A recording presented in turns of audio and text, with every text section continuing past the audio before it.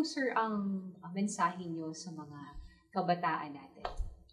Well, ang pinaka-mensahe ko, just like saying, kung naalala nyo yung history subject nyo or Rizal subject nyo, ang sabi ni Rizal doon, for example, yung hindi tumingin sa pinanggalingan ay hindi makakarating sa pararoonan. It means to say na kung ano yung pinagmulan mo, mahalin mo siya hanggang sa dulo ng mundo, and you're going to find your own way and be successful one.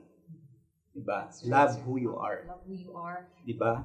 That is the basic Diba? Mahalin mo muna yung sarili mo para makapagmahal ka ng isang tao ng buong buo. Yes. And mahalaga din, sir, na they should love your history. Yes. Know your history. Diba, yes. Sir? Know your history. And as much as possible, help on preserving your culture. Yes. Which is very good, sir, kasi nakakatuwa na may mga grupo po pala na ganito dito sa Camarines Norte.